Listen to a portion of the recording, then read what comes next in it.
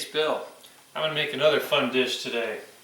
So I'm going to make some refried beans, and I was going to make them the vegetarian way, which I do 90% of the time, but I realized I had a couple slices of leftover bacon in the freezer. And you know, originally when I learned to make refried beans, you always used a little Crisco or lard or whatever for the texture. So I kind of modified a little bit. So I didn't want to ruin it with bacon. So it's just like two slices, really cut up or chopped up fine, and you really want to cook it till it's done. Nice and crispy, so it's almost breaking apart and all stuck to the bottom of the pan.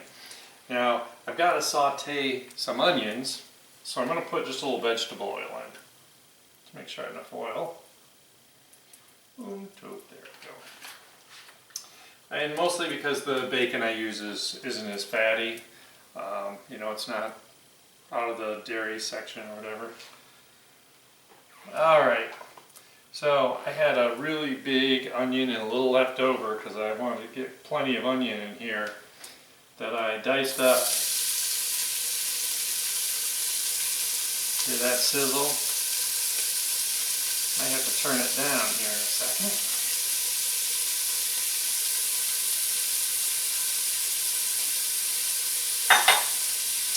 So these are like traditional refried beans with pinto beans, which I don't use the can, I use the dried beans, so I soaked them overnight. I used the 2-pound bag, and put them in a big huge,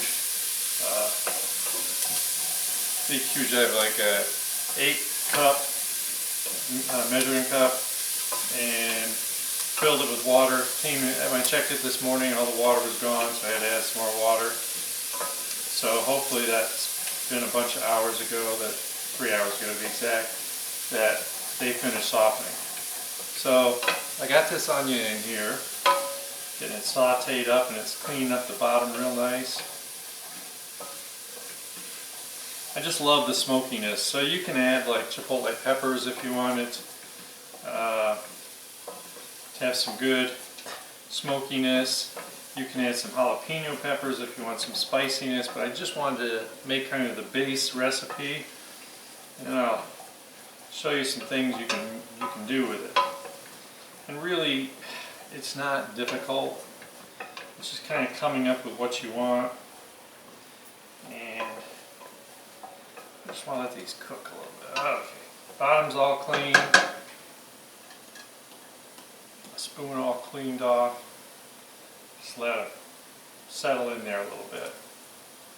And if you don't want bacon, you don't have to. Like I said, the chipotle pepper will give a nice flavor to it also. Just want to get these onions nice and soft.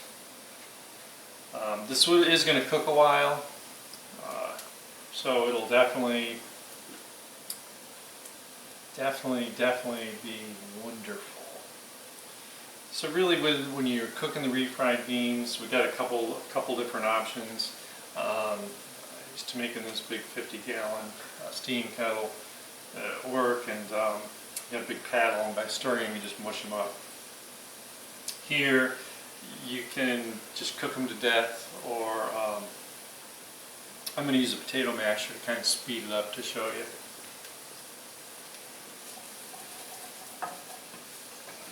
Got some goodness going on here. Just steam a glass I can't see.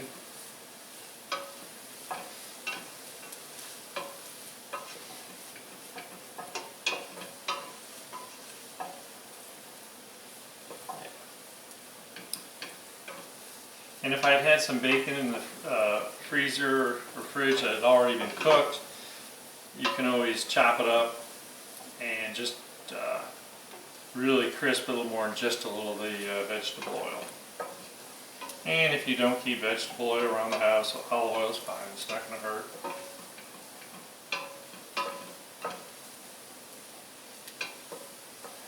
Oh yeah, that's a beautiful thing. Just nice, nice. Alright, so now what I want to do Now I got me some garlic. And let me tell you, garlic is kind of like one of the big flavors to me in refried beans. So, I mean, there's like 8 cloves.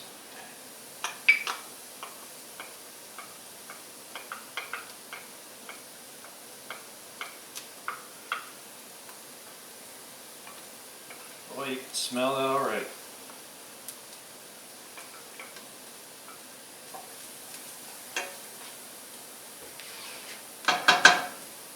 Big clump trying to stick in there.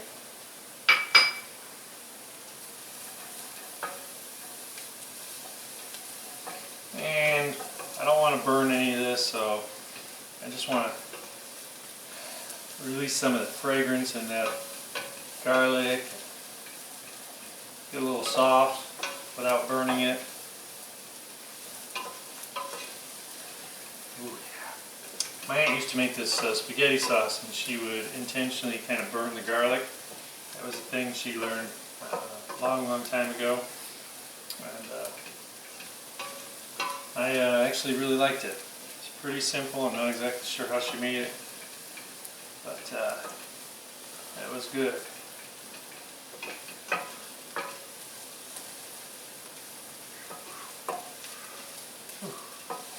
Garlic's giving me love.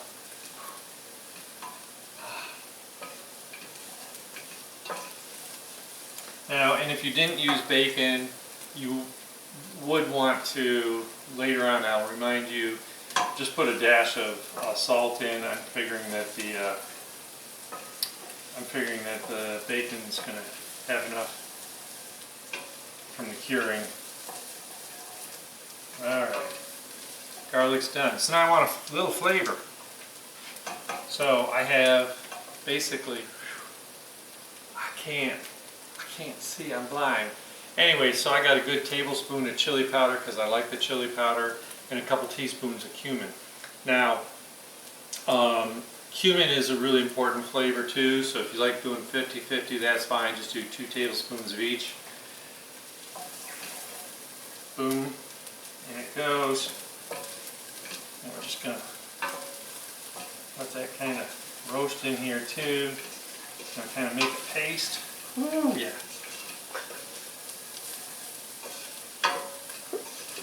Now for the fun part.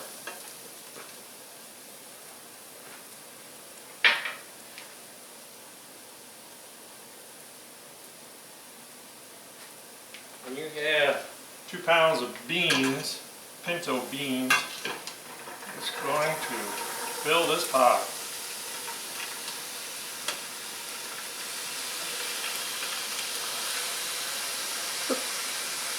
Told you.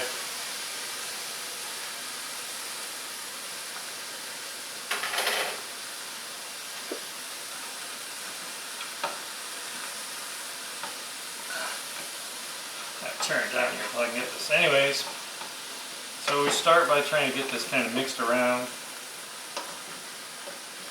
This is where a really big pot helps. I do have one, but it's too lazy. Plus the taller ones are so much harder to wash in the sink, right?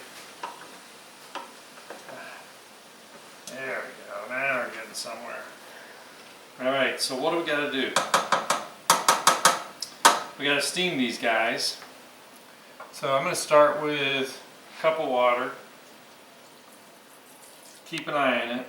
I want to see some water on the, yeah, that's pretty good. The beans hold so much water that should be fine. But don't take your eyes off from them.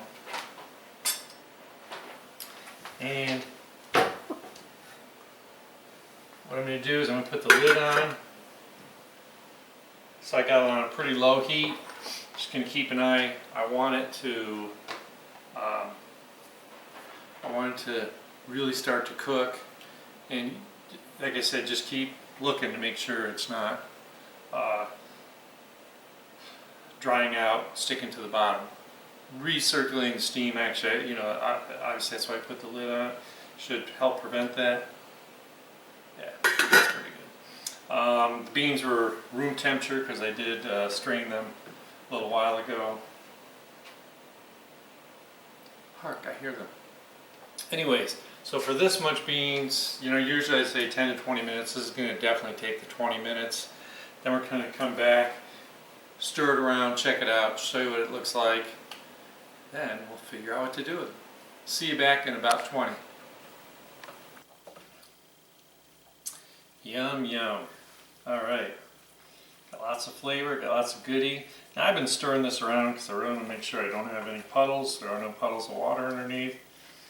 And so, as you can see, you could do this by hand with a spoon.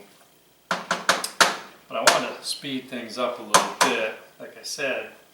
So, two things. Got my potato masher. If you don't have one, like I said, just keep going with your spoon. Wouldn't be so bad if I didn't use a double batch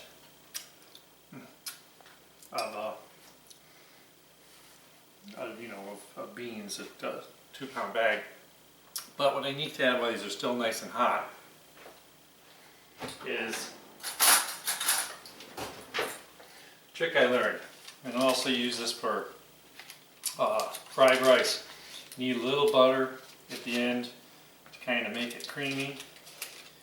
So just take a few tablespoons to start with. I need a little more because this is a lot. And start mushing.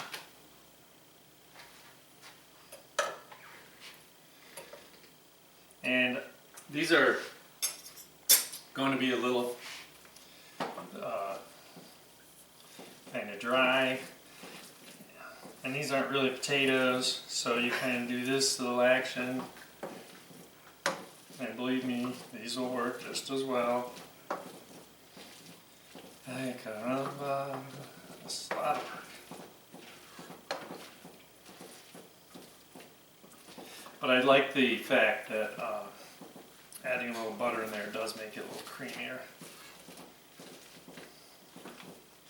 And in the process, if you're like, think this isn't quite what you expected, a little too thick, which I might have here, you can always add a little water. Always. Water fixes everything. And I did give it a full 30 minutes because I did really want to make sure these were nice and soft, and I was being cautious. I was keeping it pretty low. If I were sitting here stirring it the whole time, I would have had a little hotter.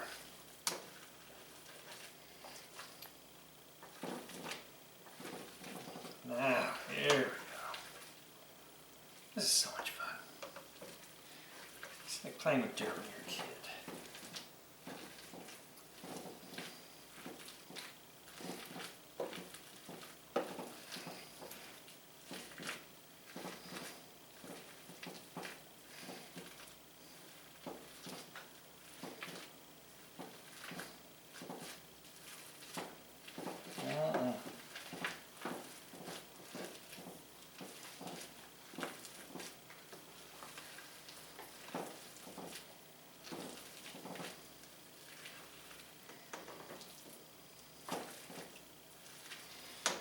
Alright, so what do we got to do now? Pretty confident that this is looking as good as I want it.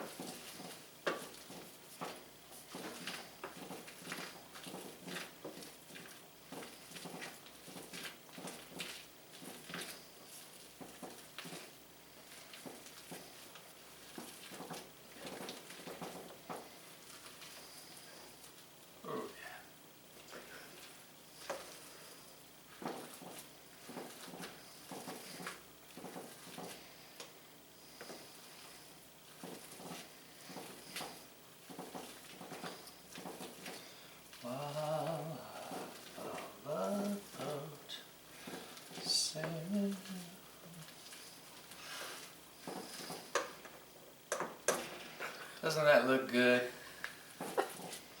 Alright, so my pan's still holding a lot of heat. These are still pretty toasty. So I'm looking in here going, thinking I need about a tablespoons of water. Let me grab a little water.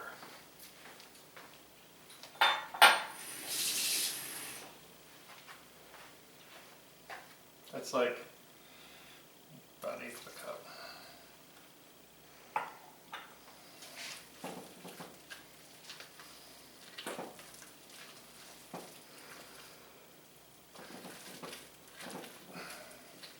You know, you can tell it's like mashed potatoes. When mashed potatoes get a little too dry, it's really hard, just smushy.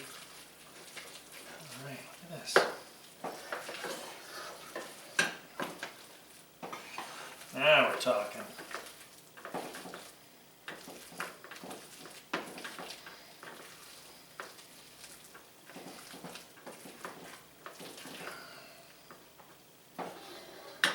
And is this really worth it? Trust me. You'll be really happy.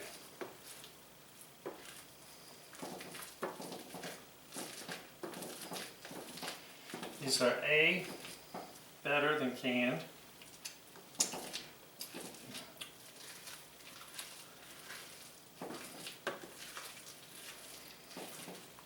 Okay, so what do we do to finish this off? I'm going to clean my masher off here a little bit.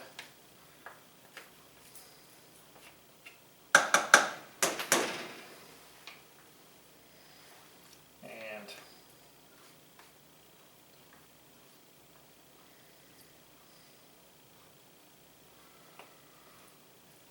yep.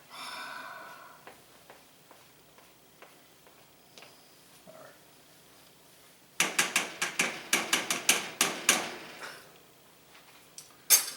So, I got me some cilantro, pretty good size handful, because I love that little kind of earthy zing it gives you. And it wouldn't be right not to give it a little bit of acid. So I got a pretty good sized lime into the lime press.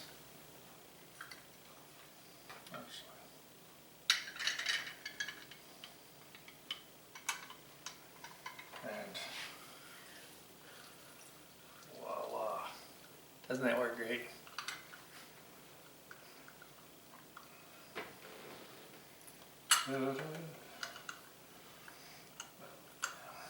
That just brings out, you know, all that good flavor.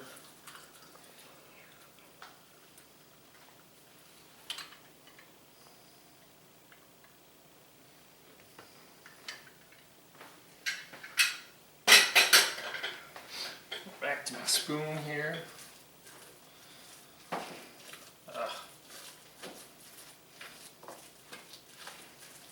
So, if you have a particular purpose for this, this is kind of like, you know, what I call the base.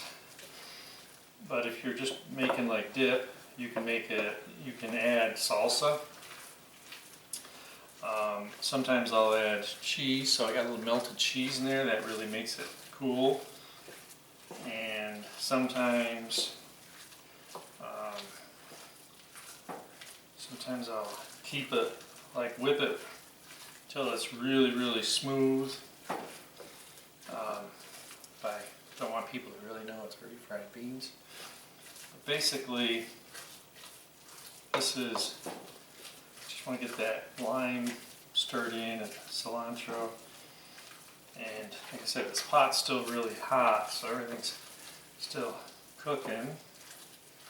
And when you break down all this starchiness, it's sucking the water right out of here. I thought about using a second lime, but I was afraid it might be a little too much. I don't want it to taste like a margarita.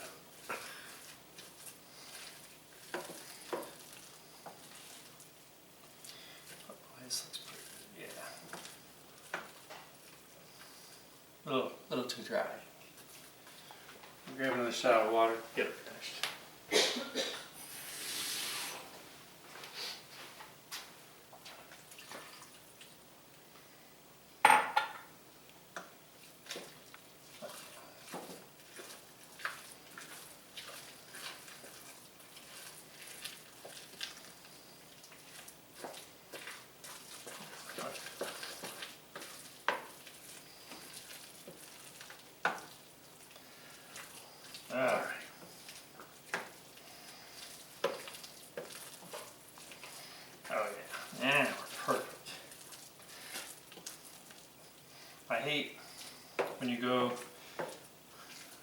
food, restaurants, whatever, and the refried beans run all over your plate. That's not what they're supposed to be. In fact, what's nice about it is they'll absorb stuff. So like if you're making a burrito and you're putting salsa in it or anything else, or if the meat's a little juicy, it just absorbs it. That's what I love about good refried beans.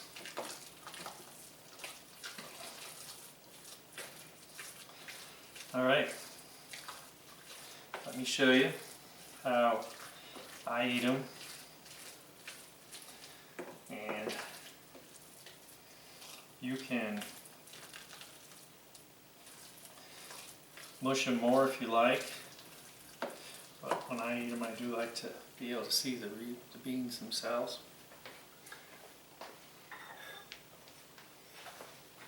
Just want to show you.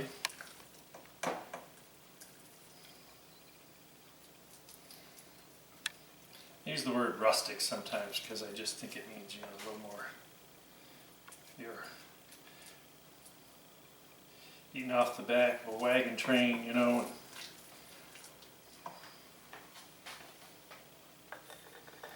my junk.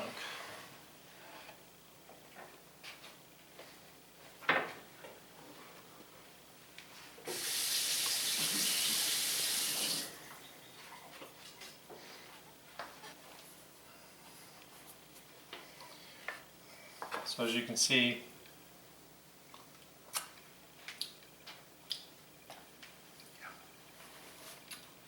look, I missed some.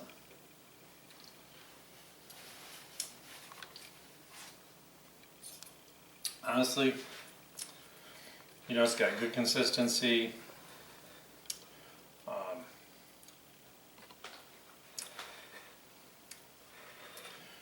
It's got a lot of flavor. Right. Just have a hint of all those flavors. The lime, and just get a little silkiness from that butter. It's a really good combination. Certainly I think that this is something you'd enjoy. And it's even better.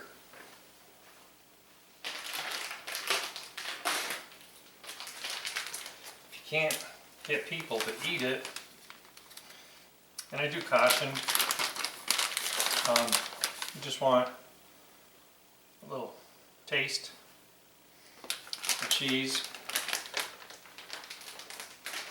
Even if someone's a little picky, you put cheese on it, it's amazing. It used to drive me crazy. When I was a kid, my parents had never put cheese on hamburgers when they grilled them. Something wrong with that. So this is where you want to make sure, don't use your oven at 100 or your microwave at 100%. It will blow up all over the place. So, it's not going to take very long. Half power.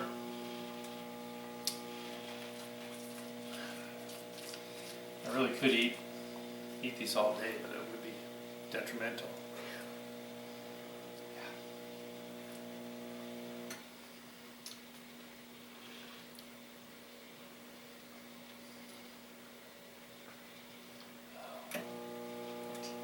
Wait to see this.